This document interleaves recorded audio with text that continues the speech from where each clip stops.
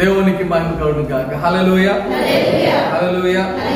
ఉదయకాల సమయంలో కొద్ది నిమిషాలు దేవుని యొక్క వాక్యాన్ని మనం ధ్యానం చేసుకుందాం. ఫిలిప్పీయులకు రాసిన పత్రిక 2వ అధ్యాయము 13వ వచనం 14వ వచనం చదువుకుందాం. ఎందుకనగా కార్యసిద్ధి కలుగచేయుటకును తన దయా సంకల్పము నెరవేరుటకై మీలో కార్యసిద్ధి కలుగచేయువాడు దేవుడే. మీరు మూర్ఖమైన వక్రజనము మధ్య నిరపరాధులను నిష్కలంకులను అనింద్యులనైన దేవుని కుమారులగునట్లు సనుగులను సంశయములను మాని సమస్త కార్యములను చేయుడి. చదవబడిన వాక్యాన్ని ఈ ఉదయకాల సమయంలో కొద్ది నిమిషాలు ధ్యానం చేద్దాం. మరి ఈరోజు నేను చెప్దాం అనుకుంటున్నటువంటి అంశం ఏంటంటే, మార్గము మనకు కనబడనప్పుడు, అన్ని మార్గాలు మూసుకొని మరి ఎటు వెళ్ళలేనటువంటి పరిస్థితులు ఉన్నప్పుడు, అలాంటి స్థితిలో కూడా దేవుడు తన మార్గములను తన బిడ్డల కొరకు సిద్ధపరచగలడు. ఇంగ్లీష్ లో ఒక మంచి మాట ఉంటుంది, God makes a way when there is no way అని. మార్గము కనబడనప్పుడు, లేనప్పుడు, ఆ సందర్భములో దేవుడు మార్గములను మన కొరకు సిద్ధపరచగలడు. మానవులుగా మన యొక్క జీవితములో ఇంకా ఎటు వెళ్ళాలో తోచనటువంటి పరిస్థితి మనందరికి తెలుసు. ఒక ఉదాహరణ, ఇశ్రాయేలీయులు మరి ఐగుప్తు దేశంలో నుండి బయటికి వస్తూ ఉంటే ముందు ఎర్ర సముద్రం అడ్డొచ్చింది. ఆ ఎర్ర సముద్రం అడ్డొచ్చినప్పుడు ప్రజలందరూ, అరే మమ్మల్ని ఎందుకు తీసుకొచ్చేవాడికి, అదే ఐగుప్తులో ఉండుంటే ప్రాణాలు ఉండేవి కదా, ఐగుప్తులో ఉండుంటే ఏదో చిన్న చితకో పనులు చేసుకుంటూ, లేకపోతే ఆ బానిస బ్రతుకులే బ్రతుకుతాం కదా, చివరికి మమ్మల్ని ఇక్కడే తీసుకొచ్చి దారి మధ్యలో ఎటు కాకుండా ఎక్కడ చంపేస్తున్నావు అన్నట్లుగా ఆ యొక్క ఇశ్రాయేలీయులు మాట్లాడినట్లుగా కూడా మనకు తెలుసు. వారు మోషే మీద సదుగుకున్నట్లుగా తెలుసు. లేకపోతే దేవునికి వ్యతిరేకమైనటువంటి మాటలు మాట్లాడినటువంటి పరిస్థితులు అక్కడ ఉన్నాయి. మానవుని దృష్టితో చూస్తే ముందేమో ఎర్ర సముద్రం, వెనక చూస్తేనేమో ఫరో సైన్యం వస్తూ ఉంది, ఎటు తప్పించుకోవడానికి దారి లేదు అన్నటువంటి ఆ సందర్భంలో ఆలోచన చేయండి. మానవుల దృష్టితో చూస్తే మార్గము లేదు. మానవుని యొక్క ఆలోచనలో ఆ యొక్క సందర్భంలో తప్పించుకోవడానికి అవకాశం లేదు.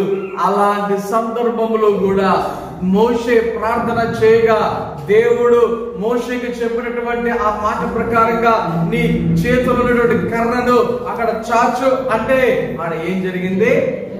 ఆ యొక్క ఎర్ర సముద్రం పాయలుగా అవటం. ఆలోచన చేయండి. ఎప్పుడైనా విన్నారా ఒక సముద్రం అనేది పాయలుగా అవటం? ఎప్పుడైనా విన్నారా? మన జీవితంలో పిల్లకాలం కూడా పాయలవు. మన జీవితంలో ఏమవుతో పిల్లకాలం కూడా పాయలు కావటం మనము చూడలేమేమో. అలాంటిది దేవుడు తన శక్తిని బట్టి, దేవుడు తనకున్నటువంటి బాహుల్యమును బట్టి ఆ యొక్క ఎర్ర సముద్రమును పాయలుగా చేసినటువంటి పరిస్థితిని దేవుడి యొక్క వాక్యములో మనము అనేక సందర్భములలో చదువునుంటాం, విని ఉండుంటాం. సో మన దేవుడు ఎలాంటి దేవుడు అంటే, మార్గము లేదు, అన్ని మూసుకుపోయాయి అని అనుకుంటున్నటువంటి సందర్భంలో కూడా ఆయన మీద ఆధారపడితే ఆయన ఏం చేస్తాడు? మార్గమును సరళము చేస్తాడు. అలాగే ఇంకొక చిన్న ఎగ్జాంపుల్ చెప్తే మీకు అర్థం కావడానికి, దేవుడు అబ్రహామును శోధించడానికి, పరీక్షించడానికి నీకు ఒకగాన కుమారుడైనటువంటి ఆ యొక్క ఇస్సాకును ఏం చేయమన్నాడు? ఆయన నా కోసం నువ్వు బలి అన్నాడు. ఆలోచన చేయండి, నా కోసం బలి అని చెప్పేసి అన్నప్పుడు ఆది కాండము 22వ అధ్యాయము 9వ వచనం నుంచి ఈ విషయాలన్నీ కనబడతాయి. సరే ఆ కిటికీ తీసుకోండి అమ్మా, తలకాల ఈ కిటికీ తీసుకోండి. అక్కడ దేవుడు అబ్రహామును నీ కుమారుడైనటువంటి ఇస్సాకును బలి అంటే, అబ్రహాం ఏం చేశాడు? తన భార్యకు చెప్తే ఒకవేళ వద్దంటాదని, ఒకవేళ వెళ్ళనివ్వదేమోనని తన భార్యకు కూడా చెప్పకుండా ఏం చేశాడు? దేవునికి బలి ఇవ్వటానికి కుమారులు తీసుకొని, కట్టెలు తీసుకొని, పనివారిని తీసుకొని ప్రయాణమై దేవుడు చెప్పినటువంటి స్థలానికి వెళుతూ ఉన్నారు. ఆ యొక్క స్థలానికి వెళుతూ ఉండగా మార్గ మధ్యలో ఇస్సాకు అడుగుతూ ఉన్నాడు, డాడీ ఏమున్నాయి? కట్టెలు ఉన్నాయి, నిప్పు ఉంది, కానీ గొర్రె పిల్ల ఏది? గొర్రె పిల్ల ఏది? ఆ సమయంలో అబ్రహాం ఇచ్చినటువంటి జవాబు, నా కుమారుడా. ఎవరు ఎవరు? ఓకే, ఇస్సాకు అడుగుతున్నాడు ఏమని? ఇస్సాకు ఏమడిగాడు? ఇస్సాకు ఏమడుగుతున్నాడు? నిప్పు ఉంది, కట్టెలు ఉన్నాయి, దహన బలికి గొర్రె పిల్ల ఏది? ఓకే, ఆ సమయంలో తండ్రిగా ఆయన యొక్క మనసు ఏమైనా ఉంటుంది? ఒక తండ్రిగా ఆ మాట అడిగేసరికి, ఆ ప్రశ్న వినేసరికి అబ్రహాము ఎలా ఫీల్ అయి ఉంటాడు గమనించండి. ఏమన్నాడు? నా కుమారుడా, దేవుడే దహన బలికి గొర్రె పిల్లను చూచుకొనును. ఇస్సాకు ఏమనుకుంటున్నాడు? గొర్రె పిల్ల ఉంటాదులే అనుకుంటున్నాడు. అబ్రహాం ఏమనుకుంటున్నాడు? ఒరే నువ్వే గొర్రె పిల్లవా అని అబ్రహాం అనుకుంటూ ఉన్నాడు. ఎందుకంటే అబ్రహాం ఇస్సాకుకి చెప్పాల, దేవుడు నేను బలిమ్మన్నాడు అందుకు తీసుకెళ్తున్నాను అని. ఆ మాట చెప్తే ఇస్సాకు బారిపోతాడేమో, ఆ మాట చెప్తే ఇస్సాకు ఒప్పుకోడేమో, ఆ మాట చెప్తే ఇస్సాకు ఒకవేళ ఆటంకపరుస్తాడేమో అనేటువంటి ఉద్దేశంతో అబ్రహాం ఏం చేయలేదు? ఇస్సాకుకు ఆ విషయాన్ని తెలియచేయలేదు. రెండోసారి దేవుని యొక్క వాక్యములో అబ్రహాము ఇస్సాకును తీసుకెళ్ళాడు. ఆ యొక్క బలిపీఠము మీద ఇస్సాకుని కట్టేసి పొడుగోబెట్టి, ఆలోచన చేయండి, ఇస్సాకు కట్లు కడతా ఉంటే చిన్నపిల్లోడు ఏమన్నా? ఇస్సాకు ఏమన్నా చిన్నపిల్లోడా? కానీ తండ్రి ఏం చేశాడు? కట్లు కట్టి బలివటానికి ఏం చేశాడు? కత్తి తీసుకొని పైకెత్తి పొడవటానికి సిద్ధంగా ఉన్న ఆ క్షణం ఆలోచన చేయండి. అబ్రహాము తెలియదు కత్తి ఎత్తిన తర్వాత దేవుడు ఆగు అని చెప్తాడని. మనకు తెలుసు, ఎందుకంటే ఆడ కత్తి దూసే ముందు అబ్రహామా అబ్రహామా అని దేవునికి దూత అబ్రహాముని పిలవడం ఆ సంగతి మనకు తెలుసు. కానీ అప్పటికి అబ్రహాముకు తెలియదు ఆ విషయం. ఆలోచన చేయాలి. ఆ సమయంలో అసలు ఇంకొక మార్గం లేదు తప్పించుకోవటానికి.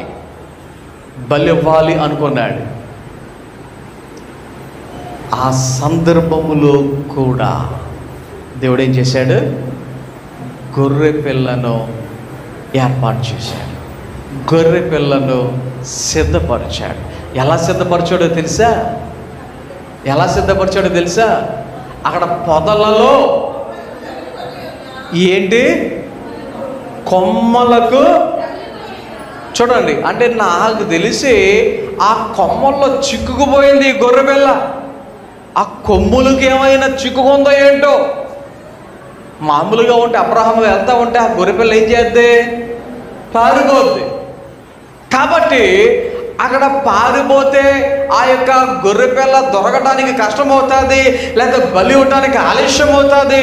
కాబట్టి దేవుడు ఎలా సిద్ధపరిచాడంటే కట్టేసినట్లుగా, కట్టలేదు అక్కడ, కట్టబడి ఉన్నట్లుగా, అంటే చిక్కబడి కొమ్మలలో ఇరుక్కుని ఉన్నటువంటి పరిస్థితులలో అబ్రహాము వెళ్ళి ఆ గొర్రెపిల్లను తీసుకొచ్చి దేవునికి బలి ఇచ్చినట్లుగా, సమయానికి ఆ యొక్క ఆ సందర్భానికి తగినట్టుగా బలి ఇచ్చినట్లుగా దేవుని యొక్క వాక్యములో మనందరికీ తెలుసు.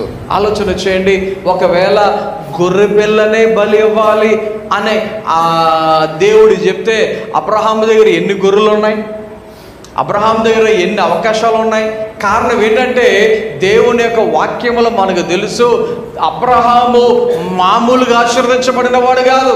అబ్రహాము దగ్గర ఉన్నటువంటి ఆ యొక్క పాడి మామూలు పాడి కాదు, చాలా అంటే చాలా ఉన్నాయి. ఎంత ఎక్కువ అంటే మనందరికీ తెలుసు వాక్యములో, మరి అబ్రహాము యొక్క మరి పనివారికి, లోతు యొక్క పనివారికి ఏమయ్యేదంట? స్థలము చాలకపోయేది ఒకటి, రెండోది గొడవలవుతూ ఉండేయంట. అంత మంది ఉంది ఎవరి దగ్గర? అబ్రహాం దగ్గర. కానీ దేవుడు నీ మందలో ఒక గొర్రెపిల్లను బలి అన్నాడా? నీ ఒక్కగాన ఒక కుమారుడు, నువ్వు బహుగా ప్రేమించుచున్న నీ కుమారుడిని అడిగాడు దేవుడు. అబ్రహాము ఏ ఆటంకము చెప్పకుండా బలివడానికి వెళ్తే ఆలోచన చేయండి. అక్కడ దేవుని యొక్క వాక్యములు చదువుదాం, చూడండి ఒకసారి. ఆదికాండం 22వ అధ్యాయములో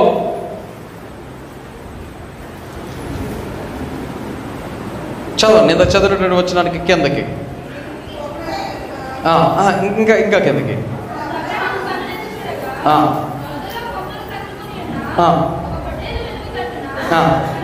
కనబడేను.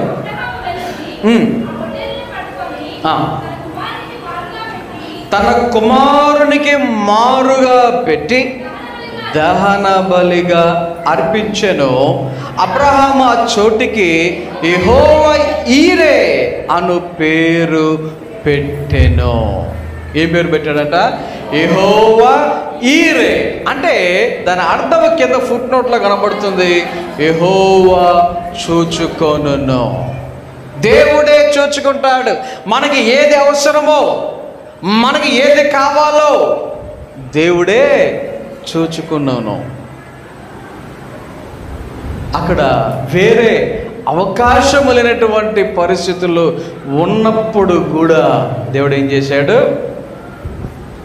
దేవుడు మామూలుగా ఒక పొట్టేళ్లను దేవుడు అక్కడ సిద్ధపరిచాడు. సో పౌలు గారికి ఈ విషయాలన్నీ అర్థమైనాయి.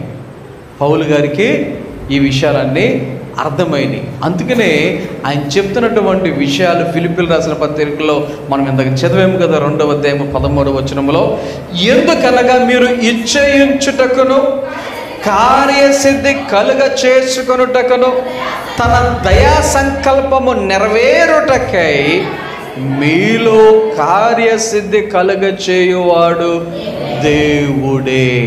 ఒక కార్యము జరగాలి అంటే, ఒక కార్యము నెరవేరాలి అంటే, ఒక కార్యము కంప్లీట్ అవ్వాలి అంటే అది దేవుడు చేస్తే తప్ప అది కంప్లీట్ అవ్వదు అనేటువంటి విషయాన్ని ఇక్కడ మనము గమనించవలసిన వారమై ఉన్నాం.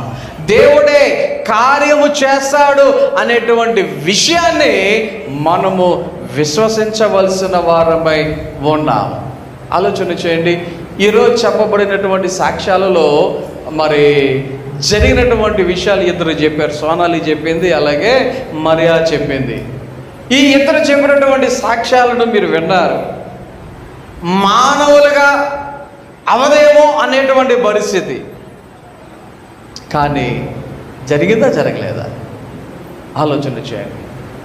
మరియమ్మ ఒక మాట అంది, ఇంకా నేను బ్రతకనేమో, అక్కడ వైద్యులు కూడా కష్టము అన్నట్లుగా మాట్లాడిన సందర్భం. కానీ ఈరోజు వారు ఈ రీతిగా సాక్ష్యము చెప్పి దేవునిని మహిమపరచడానికి, ఆయన సన్నిధిలో ఉండి దేవునికి కృతజ్ఞతాస్తుతులు చెల్లించడానికి కార్యసిద్ధి కలిగజేసింది ఎవరు?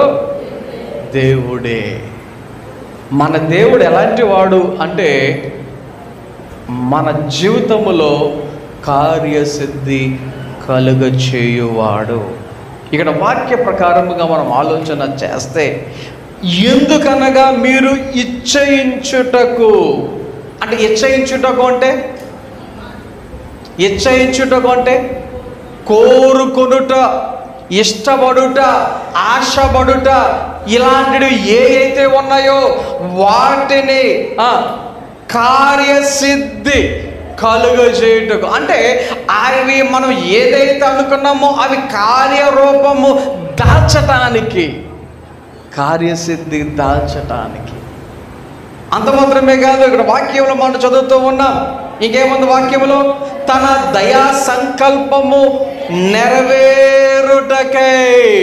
ఇక్కడ ఇంకొక విషయాన్ని ప్రాముఖ్యంగా మనం గమనించవలసినది ఏది అంటే, ఇక్కడ వాక్యం చెప్తా ఉంది, దయా సంకల్పము నెరవేరుటకై.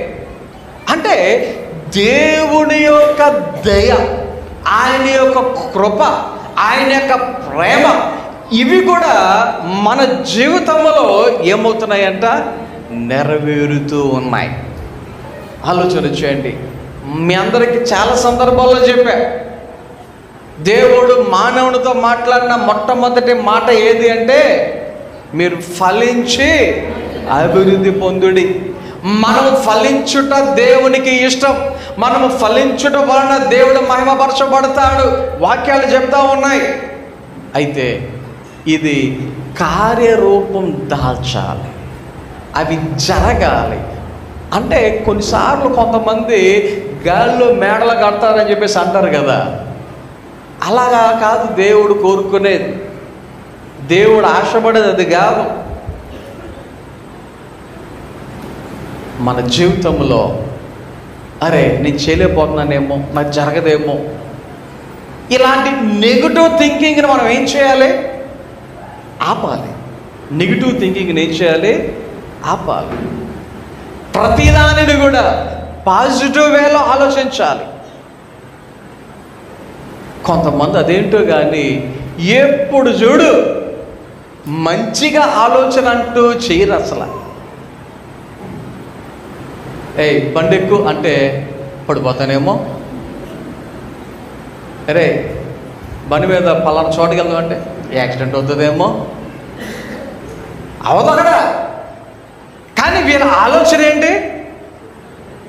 పడిపోతానేమో, కాలు ఇరిగిపోతేమో, యాక్సిడెంట్ అయిపోతేమో ఆలోచన వచ్చాయి. నేను ఎప్పుడో వాడు చెప్తూ ఉంటాను, 1-2 సార్లు మనం ప్రయత్నిస్తే కదా మనకు వచ్చేది. మా ఇంట్లో ఖ్యాతితో అనుకుంటా ఒకసారి చెప్పాను నేను, ఏదో వంట ఏదో చేయమన్నా, నాకు రాత్రి డాడీ అంది. నీకన్నా చిన్నది చేసేస్తే మంచిగా ఫ్రైడ్ రైస్ నువ్వెందుకు చేయమంటే నాకు రాదు డాడీ అంది. ఏ అంటే మాడిపోద్దేమో అలా మాట్లాడింది. ఆ వర్డ్ ఎగ్జాక్ట్గా నాకు గుర్తులేదు కానీ అలా మాట్లాడింది. నేను మొదటిసారి ఏదో పొరపాటు జరిగితే జరుగుద్ది, ట్రై చేయి, 2 సార్లు ట్రై చేస్తే రాకుండా మాట్లాదా? ఆలోచన చేయండి సార్. మీ అందరూ తెలుసు నాకు వంటలు చేయటం వచ్చు అన్న సంగతి మీ అందరికీ తెలుసు. ఫస్ట్ నా జీవితంలో ఫస్ట్ టైం ఏం చేశానో తెలుసా? నేను చాలా చిన్న ఉన్నప్పుడు, చాలా చిన్న ఉండి, మా మమ్మీకి సెంటర్ క్లాస్ అని చెప్పేసి స్పెషల్ క్లాస్ ఉండేసరికి హడావుడికి వెళ్ళిపోవాల్సి వచ్చింది.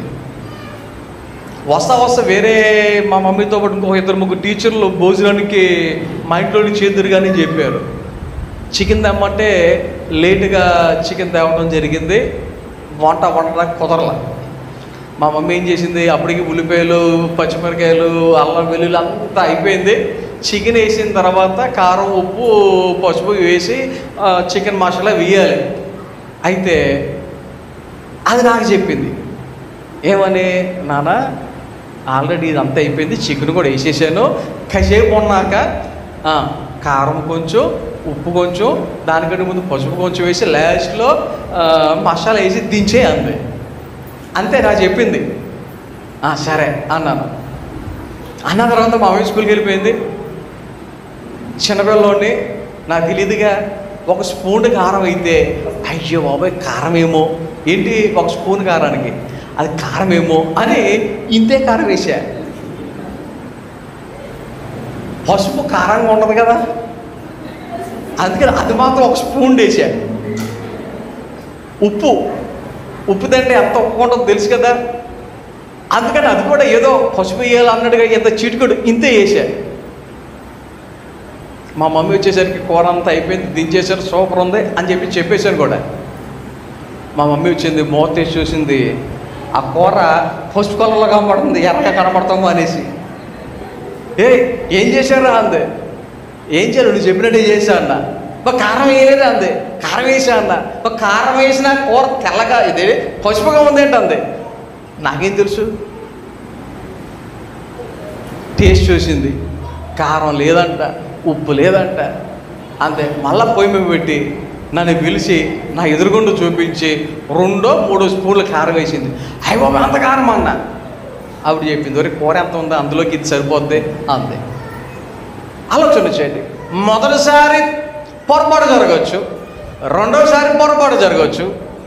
ఒక సామెత ఏదో ఉంది కదా, డాక్టర్ అయినా సరే ఒక 2-3 చంపితేనే కానీ డాక్టర్ అవ్వడం అనేటువంటి ఒక సామెత ఏదో ఉంది కదా.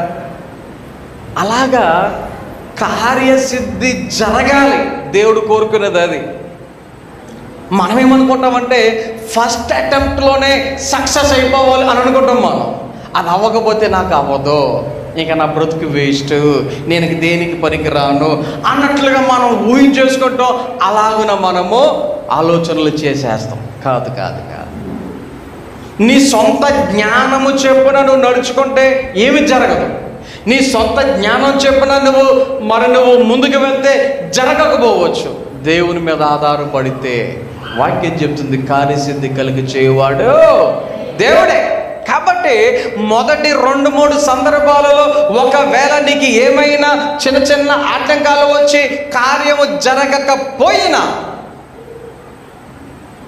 దేవుని మీద ఆధారపడినప్పుడు దేవుడు ఏం చేస్తాడు, మార్గాలు లేవు అనుకున్న సందర్భంలో కూడా, అన్ని మార్గాలు మూసుకుపోయి అనుకున్నటువంటి సందర్భంలో కూడా ఆయన మన కొరకు ఏం చేయగలడు, మార్గమును సిద్ధపరచగలడు, మార్గమును సరళము చేయగలడు, మార్గమును ఆయన తిరిగి పుట్టించగలడు. అది ఆయనకున్నటువంటి శక్తి సామర్థ్యం. ఇంకా కిందకి చదువుకుంటూ వెళ్తే, మీరు మూర్ఖమైన వక్ర జనము మధ్య నిరపరాధులను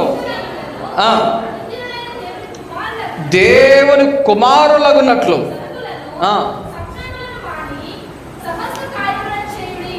చూడండి ఒకసారి, సమస్త కార్యములను చేయుడి. ఇక్కడ వాక్యములో మనం చదువుతూ ఉన్నాం. ఎక్కడ నివసిస్తున్నామంట మనం? ఎక్కడున్నాం మనము? మూర్ఖమైన వక్ర జనము మధ్య ఉన్నాం మనం. ఎక్కడున్నాం? మూర్ఖమైన వక్ర జనము మధ్య ఉన్నాం. ఆలోచించండి. మీరు ఒక పని చేస్తే, మీరు ఏదైనా ఒక పని చేస్తే ఒక 2-3 శబాష్ అంటారు. 2-3 ఏమంటారు? శబాష్ అంటారు. అదే పని ఇంకో 2-3 ఏమంటారు తెలుసా? వేస్ట్ అంటారు. అవునా కదా? మనం ఒక పని చేస్తే ఆ పనిని మెచ్చుకునేటువంటి వారు కొంతమంది ఉంటారు, అదే పనిని వ్యతిరేకించేవారు కూడా ఉంటారు. ఎందుకంటే మనం అందరం కూడా మంచోళ్ళ మధ్యలో ఉండడం లేదు. మూర్ఖమైన వక్ర జనము మధ్య, అలాంటి వారి మధ్య మనం ఎలా ఉండాలంట? నిరపరాధులను, నిష్కలంకులను, అనంద్యులనైన దేవుని కుమారులగునట్లు. చూడండి ఒకసారి, అటువంటి వారి మధ్యలో మనం ఎటువంటి లక్షణాలు కలిగి జీవించాలి అంటే, వాక్యం స్పష్టంగా తెలియచేస్తా ఉంది, నిరపరాధులుగా ఉండాలంట. అంటే అపరాధము లేని వారుగా, ఒకరు మనలను ఏలెత్తి చూపించేటువంటి పరిస్థితి లేనటువంటి వారిగా ఆలోచన చేయండి. నీ యొక్క ఆలోచనలలో కానీ, కార్యాలలో కానీ, నడకలో కానీ, చూపులో కానీ ఎక్కడ కూడా ఎలా ఉండాలి? నిరపరాధులుగా ఉండాలి. మన సొంత జ్ఞానమును బట్టి మనం ఆలోచన చేస్తే ఒకవేళ మన కంటికి అది కరెక్ట్గా అనిపించవచ్చు, కానీ దేవునికి ఎలా ఉంది, దేవుని దృష్టిలో ఎలా ఉంది, అది మనము గమనించాలి. కాబట్టి దేవుని యొక్క వాక్యం చెప్తుంది, నిరపరాధులుగా, నిష్కలంకులుగా, అనిందులుగా. దేవుని బిడులుగా ఉండాలంటే ఇటువంటి లక్షణాలు కలిగి ఉండాలి. దేవుని బిడులుగా ఉండే ఇటువంటి లక్షణాలను మనము కలిగి ఉండాలి. మరి మనం ఎలా ఉన్నాం? ఆలోచన చేద్దాం. ఎందుకంటే ఈ లోకములో పాపిగా పుట్టాం. ఎలా పుట్టాం? పాపిగా పుట్టాం. పాపములో పెరుగుతున్నాం. ఎక్కడ? పాపములో పెరుగుతున్నాం. తెలుసో తెలియకో అనేక సందర్భాలలో పాపము చేసినటువంటి పరిస్థితులు ఉండొచ్చు. తెలుసో తెలియకో పాపము చేసినటువంటి సందర్భాలు ఉండొచ్చు.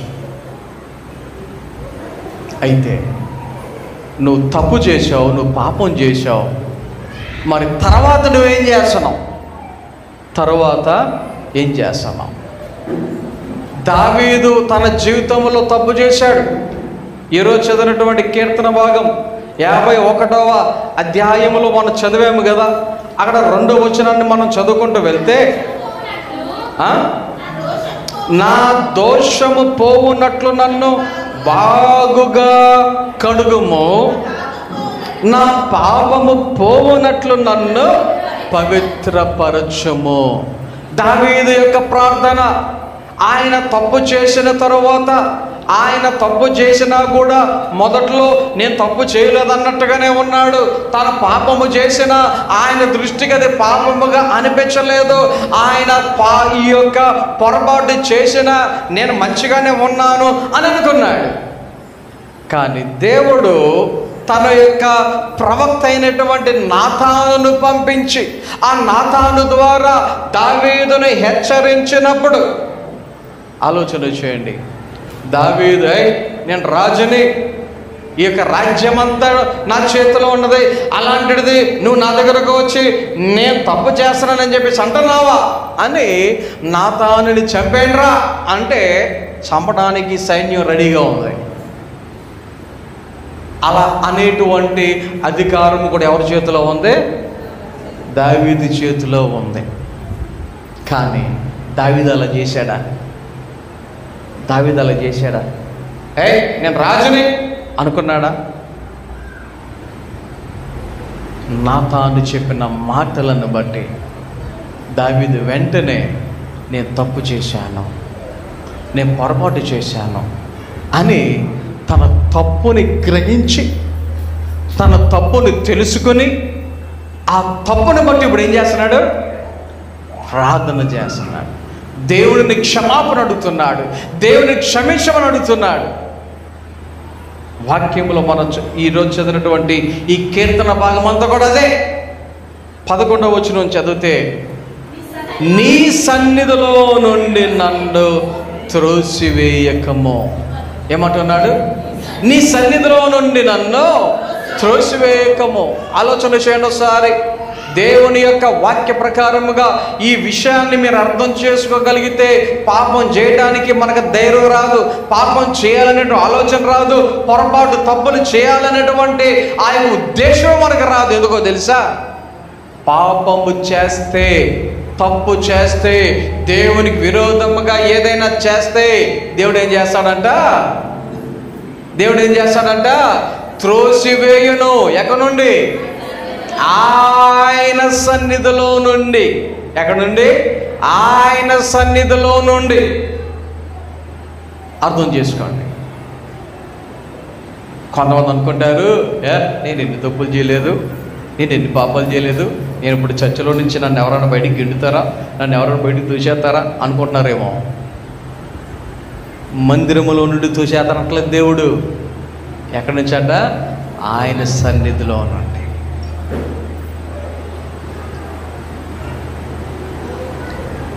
సంసోను అనేటువంటి ఒక బలవంతుడు ఎలాంటి వారు ఎదురొచ్చినా, ఎటువంటి వారు ఎదురొచ్చినా నిమిషంలో ఏం చేసేవాడు? చీల్చి చెండాడేసేటువంటి పరిస్థితి. సింహం వచ్చినా, ఎలుకబంటి వచ్చినా చేతులతో అలాగ చీల్చి చంపేసాడు వాటిని. అటువంటి వ్యక్తి దేవుడు చేయొద్దన్న పని చేసిన తరువాత దేవుడు ఆ యొక్క సంసోనుని ఏం చేశాడు? వాక్యంలో ఏముందో తెలుసా? ఎడబాసెను అనుంది. అంటే అతనిలో నుండి దేవుడు తన యొక్క సన్నిధిని లేదా తన యొక్క ఆత్మని తీసుకుని బయటకు వచ్చాడు. సంసోను దేవుని ఆత్మ ఉన్నప్పుడు ఎలా ఉన్నాడు? దేవుని ఆత్మ వెళ్ళిపోయిన తరువాత కూడా శారీరకంగా అలాగే ఉన్నాడు.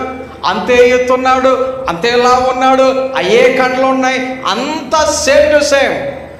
కానీ దేవుని ఆత్మ విడిచిపెట్టేసరికి నెక్స్ట్ ఆ యొక్క ఫిలిస్తీన్లు వచ్చేసరికి ఏమైనా చేయగలిగాడా?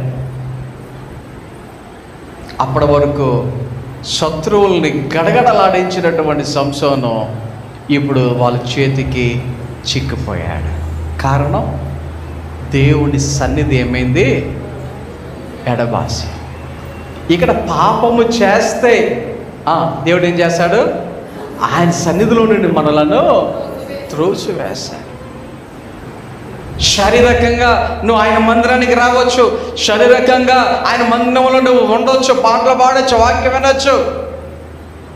కానీ ఆత్మ సంబంధంగా తప్పు చేసిన వారు, పాపం చేసిన వారు ఏమవుతున్నారు? ఆయన సన్నిధిలో నుండి త్రోసివేయబడుతున్నారు. ఇంకా నీ పరిశుద్ధాత్మను నా యొద్ద నుండి తీసివేయకము. దావీదు యొక్క ప్రార్థన ఏమని?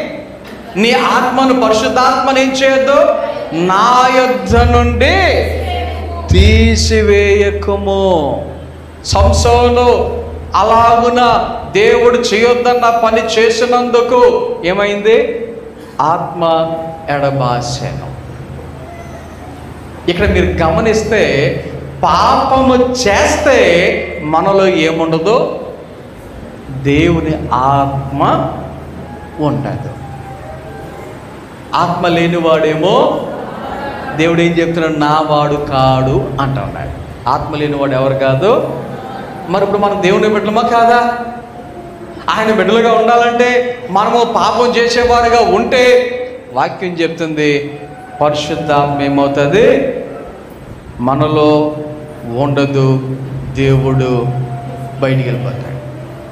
అందుకనే ఇంకా ఇంకా ఇంకా చదివితే నీ రక్షణానందము నాకు మరలా పుట్టించుము. ఎప్పుడైతే దావీదు తప్పు చేశాడో, ఎప్పుడైతే దావీదు పాపం చేశాడో ఏం కోల్పోయాడంట? ఏం కోల్పోయాడు? రక్షణ ప్లస్ ఆనందము రెండు కోల్పోయాడు. ఇప్పుడు దావీదు ప్రాధేయపడుతున్నాడు ఏమనంటే, రక్షణానందమును నాకు మరలా పుట్టించము. సమ్మతి గల మనసు కలుగు చేస్తున్నట్టు దృఢపరచు. ఎలాంటి మనసు అంట? సమ్మతి గల మనసు. సమ్మతి గల మనసు అంటే, సమ్మతి గల మనసు అంటే కొన్నిసార్లు ఏంటి, పెళ్ళి వాళ్ళందరికీ తెలుసు. మీ పెళ్లి జరిగినప్పుడు ప్రమాణాలు చేసే టైంలో నువ్వు సమ్మతించుచున్నావా అని అడిగితే తక్కువని ఏం జవాబు చెప్తాం? సమ్మతించుచున్నాను అని చెప్తాం కదా. అంటే అర్థం ఏంటి? అంగీకరిస్తాను అని చెప్తున్నావు కదా. ఇక్కడ వాక్యం ఏమంటుంది? అంగీకరించేటువంటి మనస్సు కలుగజేసి నన్ను ఏం చేయాలి? దృఢపరచుము. సమ్మతి గల మనస్సు. మన జీవితంలో అటువంటి మనస్సు కలిగిన వారముగా ఉండాలి. ఏదైనా ఒక కార్యము తలబెట్టినప్పుడు నీకు చేతనైతే నువ్వు చెయ్యి అని నువ్వేం చేయాలి? సమ్మతి తెలియచేయాలి. ఒకవేళ నీ వల్ల కాకపోతే ఓకే ప్రభువా, నేను చేయలేను, నా వల్ల కాదు, కాబట్టి చేసే ధైర్యము, చేసే సహాయము నాకు ఈ ప్రభువాన్ని మనం పక్కకి వెళ్ళి ప్రార్థన చేసుకునే వాళ్ళుగానే ఉండాలి. అంతేగాని చేసే వాళ్ళని నీవు ఎలాగో చేయలేవు కాబట్టి చేసేవాళ్ళు కూడా ఎందుకు చేయటం అవసరం అంటావా, ఎందుకు ఇది అన్నట్టుగా చేసేవాళ్ళు కూడా చెడగొడితే కొంతమందికి ఏముండదు? సమ్మతి గల మనస్సు ఉండదు. ఈ ఉదయకాల సమయంలో దేవుని యొక్క వాక్యాన్ని బట్టి నేను మీకు చెప్పేటువంటి మాటలు ఏంటంటే, ఒక పని మనం చేయలేనటువంటి పరిస్థితి, మన మార్గాలు కనబడినటువంటి పరిస్థితి, మార్గాలు ముందుకు వెళ్ళడానికి లేనటువంటి పరిస్థితి, మానవునిగా లేకపోవచ్చు. కానీ దేవుడు ఏం చేస్తాడు? లేని సందర్భములో కూడా, మార్గం లేని పరిస్థితులలో కూడా ఆయన మార్గాన్ని ఏర్పాటు చేయగలడు, సరళము చేయగలడు. కాబట్టి దేవునితో సమ్మతించే మనసు కలిగి ఉండాలి. దేవునితో సమ్మతించేటువంటి ఆలోచన నీకు ఉండాలి. దేవుడు ఏం పర్లేదు నువ్వు వెళ్ళు అంటే నువ్వేం చేయాలి? అంగీకరించి, ఒకవేళ ఇది జరగలేదు, ఒకవేళ అంటాను. అందుకు నీ మాట, దేవుడు ఎర్ర సముద్రాన్ని పాయలుగా చేసిన తర్వాత ఇశ్రాయేలీయులు అందరినీ ఈ యొక్క మార్గము గుండా మీరు వెళ్ళండి అన్నప్పుడు వారందరూ వెళ్ళారు కాబట్టి బ్రతికిపోయారు, వాళ్ళు సజీవులుగా ఉన్నారు. తర్వాత ఒకవేళ ఎవడైనా అమ్మో సముద్రంలో మధ్యలో వచ్చి నేను నడవాలా, మధ్యలో అది నన్ను ముంచేతే అని అనుకుంటే ఎక్కడుండేవాళ్ళు? చెప్పండి, ఎక్కడుంటారు వాళ్ళు? ఫరో చేతులు చెక్కబడతారు. ఎందుకంటే తప్పించుకోవడానికి మార్గం లేదు కదా. ముందు ఎర్ర సముద్రం, వెనకాలేమో ఫరో సైన్యం. ముందుకు వెళితే తప్పించుకుంటారు, లేకపోతే ఫరో చేతికి చిక్కుతారు. సో సమ్మతి గల మనసు మనకుండాలి. దేవుని యొక్క వాక్యములో పౌలు గారు చెప్పినటువంటి ఆ మాట ప్రకారంగా మరలా ఫిలిప్పీయులకు రాసిన పత్రికలో ఇందాక చదివినటువంటి ఆ యొక్క వచనాన్ని మనం చదివితే, మీరు మూర్ఖమైన వక్ర జనము మధ్య నిరపరాధులను, నిష్కలంకులను, అనంధ్యులైన దేవుని కుమారులగినట్లు సనుగులను, సంశయములను మాని ఏం మానాలంట? సనుగులు మానాలి. సనుగులంటే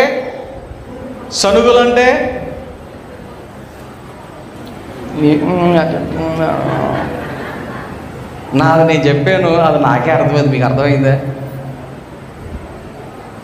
కొన్నిసార్లు కొంతమంది డైరెక్ట్గా మాట్లాడలేక ఎక్కడికో వెళ్ళిపోయి దూరంగా కనబడాలి, వినబడాలి, కానీ అర్థం కాకూడదు, అలా మాట్లాడతారనమాట. ధైర్యం లేక. ఆలోచన చేయండి, వాక్యం చెప్తుంది సనుగులు మానాలి. ఏం మానాలి? సనుగులు మానాలి. రెండోది ఏం మానాలంట? సంశయములను మానాలి. సంశయములంటే అనుమానాలు. ఏంటవి? డౌట్లు అన్నమాట. బండి ఎక్కితే పడకుండా ఉంటానా? యాక్సిడెంట్ అవ్వకుండా ఉంటుందా?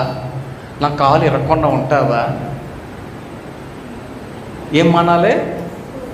సనుగులు మానాలి, సంశయములను మానాలి.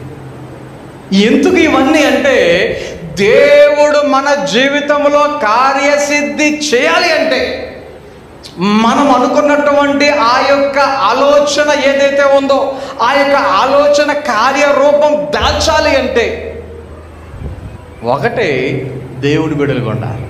ఎలా ఉండాలి? దేవుని బిడ్డలుగా ఉండాలి. దేవుని బిడ్డలుగా ఉండాలి అంటే పాపము లేనివారుగా ఉండాలి. పాపమును లేనివారుగా, ఒకవేళ పాపము చేసినా దానిని ఏం చేయాలి? మనము ఒప్పుకొని దేవుని దగ్గర నుండి మనము క్షమాపణ పొందిన వారముగా ఉండాలి. అలాగున దేవుని బిడ్డలుగా ఉండి సనుగులను సంశయములను మాని సమస్త కార్యములను చేయండి. అప్పుడు చేద్దాం. ఏ పనైనా, ఎలాంటి పనైనా నువ్వు అప్పుడు చేయి. దేవుడు ఏం చేస్తాడు?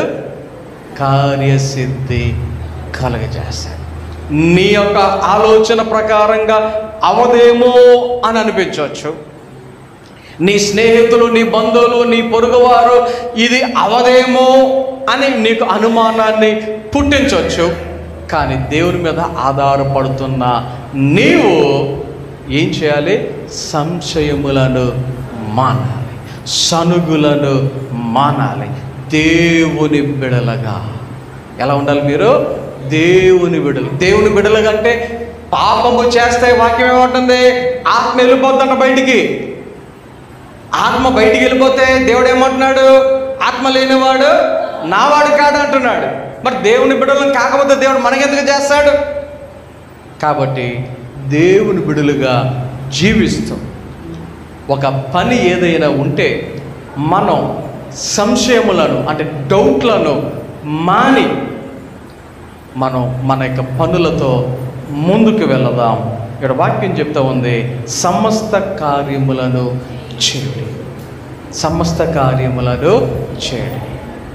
ఎప్పుడైతే నువ్వు అలా చేస్తావో వాక్యం చెప్తా ఉంది, దేవుడు ఆయన తన దయా సంకల్పము నెరవేరుటకై మీలో కార్యసిద్ధి కలుగజేస్తాడు. మీలో కార్యసిద్ధి కలుగజేస్తాడు. దేవునికి అసాధ్యమైనది ఏది లేదు. ఆయనకు ఇది అవదు అనేటువంటిది ఏది కూడా లేదు. కాబట్టి దేవుని మీద ఆధారపడుతూ, దేవుని మీద నమ్మకం ఉంచుకుంటూ ముందు కొనసాగుదాం. కొద్ది మాటలు మనందరి వెనుకడిలో దేవుడు ఫలింపు చేసి నడిపించను గాక. ఆమేన్. ప్రార్థన చేసుకుందాం. అందరూ కూడా ఈ సమయంలో దేవునికి సన్నిధిలో బలారాధన కార్యక్రమంలో పాల్గొందాం. కాబట్టి ప్రచుకుందాం. అందరూ తలలో ఉంచండి, కళ్ళు మూసుకొనండి. ప్రార్థన. మమ్మల్ని మిక్కిలిగా ప్రేమించుచున్న మా ప్రియ పరలోకపు తండ్రి, నీ ఘనమైన నామమునకు వందనాలు, స్తోత్ర. ఈరోజు ఈ రీతిగా నీ సన్నిధికి వచ్చి నిన్ను స్తుతించడానికి, మహిమపరచడానికి, ఆరాధించడానికి మీరిచ్చిన సమయాన్ని బట్టి వందనాలు, స్తోత్రాలు.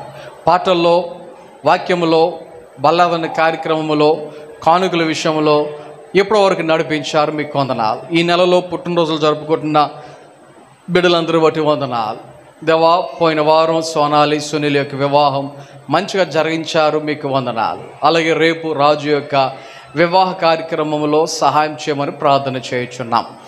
అదే రీతిగా సంఘములో ఎవరికి ఎటువంటి అవసరతలు ఉన్నాయో సమస్య మెరిగిన దేవుడవు, ప్రతి ఒక్కరి విషయములో సహాయం చేయమని, దేవాన్ని నడిపించమని ప్రార్థన చేయుచున్నాం. ఈరోజు నీ బిడ్డల్ని సన్నిధికి వచ్చి నీకు సమర్పించిన కానుకలను, అర్పణములను మీరు స్వీకరించి నూరంతులుగా, అరుదంతులుగా, ముప్పదంతులుగా ఫలింపచేయమని ప్రార్థన చేయుచున్నాం. మరలా ఈ వారంలో జరగబోయే ప్రతి కార్యక్రమంలో మీరు ఉండి సహాయం చేసి నడిపించమని, మమ్మల్ని అందరూ మీ చేతికి అప్పగించుకుంటూ మీరే కృప చూపించమని యేసు నామమున ప్రార్థన చేయుచున్నాం తండ్రి. ఆమేన్. మన తండ్రి అయిన దేవుని ప్రేమ, కుమారుడు యేసుక్రీస్తు వారి కృప, పరిశుద్ధాత్మ నిన్ను సహవాసము, సహాయము, కాపుదల, నడిపింపు ఎప్పుడు ఎల్లప్పుడు ఆయన బిడ్డలైన మనందరకు సదాకాలము తోడి నడిపించును గాక. ఆమేన్. పరలోకమందున్న మా తండ్రి, నీ నామం పరిశుద్ధపరచబడును గాక.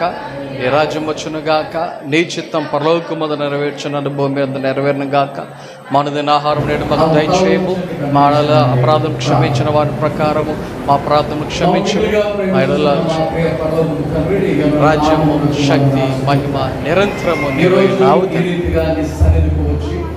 నిన్ను స్తుతించడానికి, మహిమపరచడానికి, ఆరాధించడానికి మీరు ఇచ్చిన సమయాన్ని బట్టి పాటల్లో, వాక్యంలో, బలమైన కార్యక్రమంలో, కానుకల విషయంలో ఎప్పటి వరకు నడిపించారు మీకు వందనాలు. ఈ నెలలో పుట్టినరోజు జరుపుకుంటున్న బిడ్డలందరూ బట్టి వందనాలు.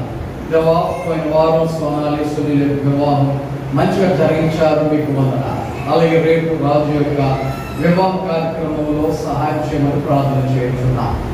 అదే రీతిగా సంఘంలో ఎవరికైతే అవసరం ఉన్నాయో, సమస్యలు ఎరిగిన దేవుడు ప్రతి ఒక్కరి విషయంలో సహాయం చేయమని, దేవాన్ని నడిపించమని ప్రార్థన చేస్తున్నాం. ఈ రోజు నీ బిడ్డల్ని సన్నిధికి వచ్చి నీకు సమర్పించిన కానుకలను, అర్థములను మీరు స్వీకరించి నూరుతులుగా, అరుదంతులుగా, ముప్పదంతులుగా ఫలింపచేయమని ప్రార్థన చేస్తున్నాం.